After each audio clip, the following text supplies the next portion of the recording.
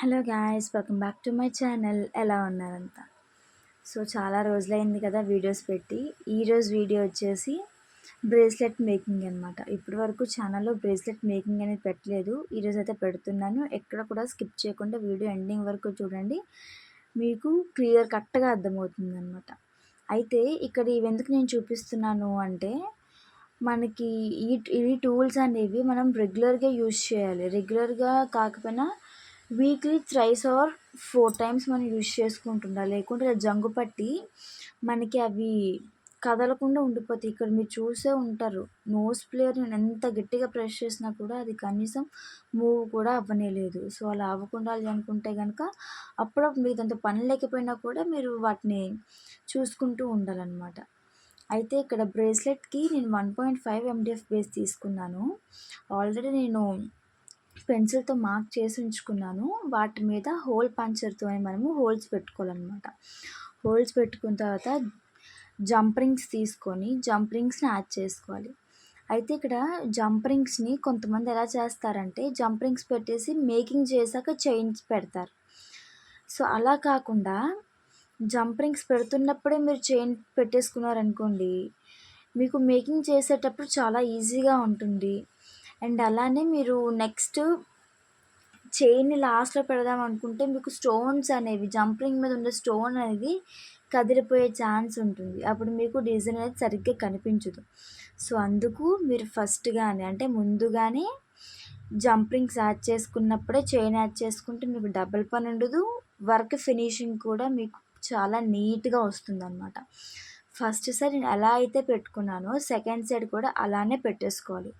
ఇప్పుడు మీకు jump ring base అనేది బ్రేస్లెట్ బేస్ అనేది ప్రిపేర్ అయిపోయింది కదా.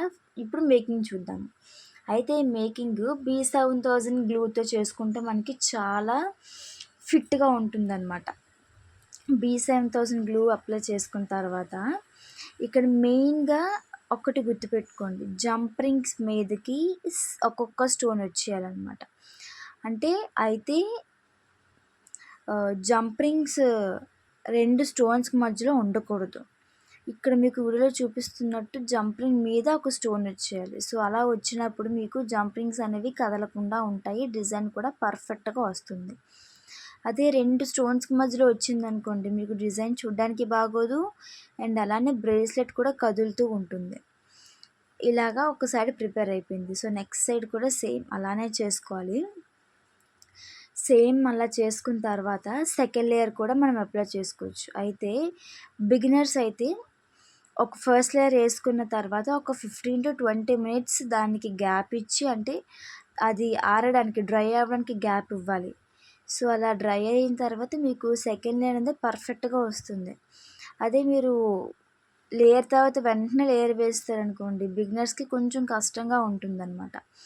సో గ్యాప్ ఇచ్చి మీరు వేసుకుంటే నీట్ ఫినిషింగ్ వస్తుంది.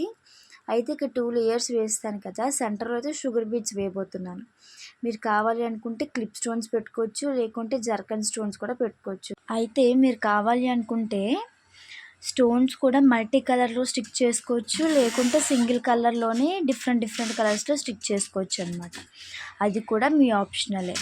కానీ బ్రేస్లెట్ అని చాలా సింపుల్గా ఫినిష్ అయిపోతుంది, ఎలాంటి కష్టం కూడా అనిపించదు బ్రేస్లెట్ చేసుకున్నప్పుడు. మీకు ఈ బ్రేస్లెట్ ఎలా కనిపించిందో అనేది ఖచ్చితంగా కమెంట్ సెక్షన్లో కమెంట్ చేయండి. మీరు కూడా ఇలా చేయించుకోవాలి అనుకున్నా, చేసుకోవాలి అనుకున్నా కూడా స్క్రీన్ మీద కనిపిస్తున్న నెంబర్కి అయితే వాట్సాప్లో మెసేజ్ చేసి ఆర్డర్స్ ప్లేస్ చేసుకోవచ్చు. మెటీరియల్ కూడా అవైలబుల్గా ఉంది. కావాలి అనుకుంటే క్యాటలాగ్లో చెక్ చేసి ఆర్డర్ ప్లేస్ చేసుకోండి. టైంపాస్ క్వరీస్ చేయొద్దు, COD ఆప్షన్ లేదు. మీకు వీడియో నచ్చితే కనుక లైక్ చేయండి, షేర్ చేయండి, సబ్స్క్రైబ్ చేసుకోండి. రేపటి వీడియోలో మళ్ళీ కలుద్దాం.